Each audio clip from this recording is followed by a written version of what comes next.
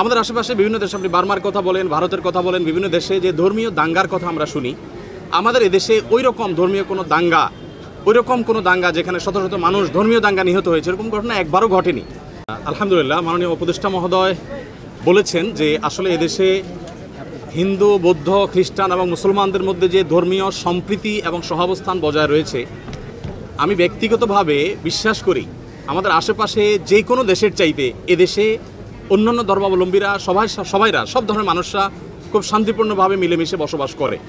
আমাদের আশেপাশে বিভিন্ন দেশে আপনি বার্মার কথা বলেন, ভারতের কথা বলেন, বিভিন্ন দেশে যে ধর্মীয় দাঙ্গার কথা আমরা শুনি, আমাদের এদেশে ওই রকম ধর্মীয় কোনো দাঙ্গা, ওই রকম কোনো দাঙ্গা যেখানে শত শত মানুষ ধর্মীয় দাঙ্গা নিহত হয়েছে, এরকম ঘটনা একবারও ঘটেনি। এবং এদেশে আলেম সমাজ খুবই সচেতন। প্রথম দিন থেকে আমরা অনবরত বলে যাচ্ছি, চিৎকার করে যাচ্ছি। আপনারা দেখেছেন মাদ্রাসার শিক্ষার্থীরা কিভাবে মন্দিরগুলো পাহারা দিয়েছে। এবং যে বিচ্ছিন্ন ঘটনা ঘটেছে, আমি একজন সাধারণ নাগরিক হিসাবে সরকারের কাছে জোর দাবি জানাবো, এখানে মাননীয় উপদেষ্টা আছেন, আরও অন্য যারা আছেন, যে সেগুলোকে সর্বোচ্চ শাস্তি তাদের নিশ্চিত করা।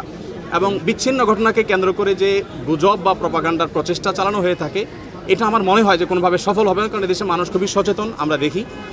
আমি শুধু এটুকু বলতে চাই, আসন্না ফাউন্ডেশন থেকে যে বৈষম্য বিরোধী ছাত্র আন্দোলনে যে সমস্ত মানুষ হতাহত হয়েছেন, তাদের জন্য আমরা 3টা লেয়ারে কাজ করছি।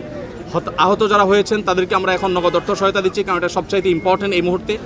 এরপরে দ্বিতীয় লেয়ারে যেটা আমরা কাজ শুরু করব, ইতিমধ্যে কাজ শুরু হয়ে গেছে আমাদের, আমরা পাবলিকলি ঘোষণা দেব, সেটা হলো যারা পঙ্গুত্ব বরণ করেছেন, 2টা চোখ হারিয়ে ফেলেছেন বা হাত পা হারিয়ে ফেলেছেন, তারা সারা জীবনের জন্য উপার্জনক্ষম হয়ে গেছেন, তাদেরকে কিভাবে সারা জীবনের জন্য ব্যবস্থা করা যায়, সরকারের পাশাপাশি আমরা আমাদের জায়গা থেকে তাদের জন্য কাজ করব।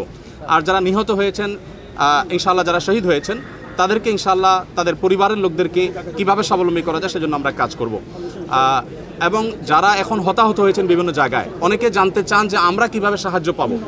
আমরা তাদেরকে বিনীতভাবে বলতে চাই যে আমার ভেরিফাইড ফেসবুক পেজে এই বিষয়ে যে পোস্ট আছে পিন করা, সেখানে একটা গুগল লিঙ্ক দেওয়া আছে। এই গুগল ফর্মে গিয়ে আপনি যে কেউ, আপনি নিজে অথবা কোনো কারোর মাধ্যমে যদি আপনি সেখানে আপনার তথ্যগুলো আমাদেরকে দেন, যে কোন জায়গায় আপনি আহত হয়েছেন, কোন হসপিটালে ভর্তি আছেন, আপনার ইনজুরিটা কী, নাম কি, ঠিকানা কি, আপনি দিলে 24 ঘন্টার মধ্যে ইনশাআল্লাহ আমাদের লোকজন আপনার সাথে যোগাযোগ করে সহায়তা ইনশাআল্লাহ পৌঁছে দিবে।